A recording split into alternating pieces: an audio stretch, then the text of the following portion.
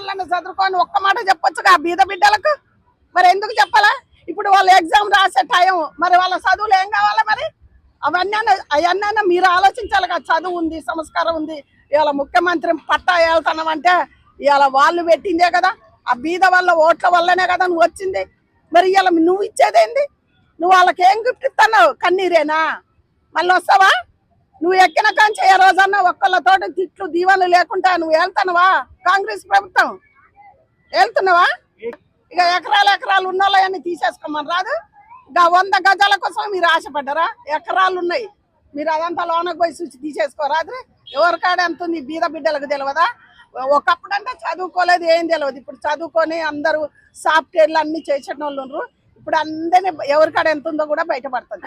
కానీ ఆ పేదవాళ్ళని అట్లా చేయకూడదు. ఖమ్మాన్ని మీరు ఇప్పటికైనా వాళ్ళ కూలగొట్టినాకనే ఏదన్నా న్యాయం చేయాలి. ఆ పేదవాళ్ళకు న్యాయం చేసి తుమ్మల నాగేశ్వరరావు గారు కానీ పొంగనెడ్డి శ్రీనివాస్ ఎందుకు మాట్లాడతారు? అందరినీ ఇవాళ భయపడ్డారా లేకపోతే ఏం తీసుకొని పక్కకు తొలిగిర్రు?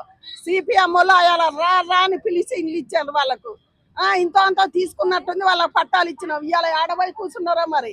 నేనేం చెప్తున్నా, ఈ బీద బిడ్డలకు, ఈ బీద వారికి, లేని వారికి బుద్ధి రావాలి. ఏ పార్టీ వస్తే బాగుంటుంది, ఏది అయితే మాకు బాగుంటుందని ఆలోచించి ఓటేసేటప్పుడు ఆలోచించేయాలి. 5,000కు 3,000కు కక్కుర్తి కాదు. పైసా తీసుకోకుండా ఓటేసింది అది నిజాతి పర్వాలు. ఇప్పటి నుంచి పైసలు తీసుకొని ఓటేయొద్దు. ఎందుకంటే పైసలు తీసుకోకుండా ఓటైతే అడిగే హక్కు ఉంటుంది, బయటికి గుంజే హక్కు ఉంటుంది. నువ్వు పైసలు తీసుకొని అయితే ఎవరిని అడుగుతావు? ఏమన్నా పుణ్యానికి వేసిన అడుగుతుండ్రు అంతా. ఇప్పుడు అన్ని కుటుంబాలు ఏడుస్తుంటే మీరేమంటారు అంటే, ఇప్పుడు నేను అలా ఇండ్లు ఉన్నోళ్ళకే ఉన్నాయంటారు.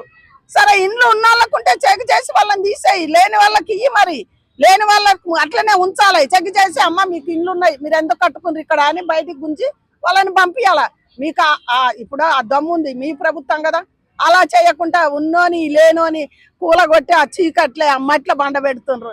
మీకు మంచిగా ఉందా? ఇప్పుడు ఏ పార్టీకైనా అది నచ్చుతుందా?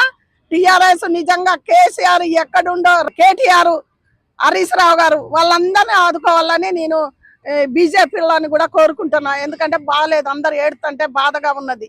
అది నేను కోరుకునేది.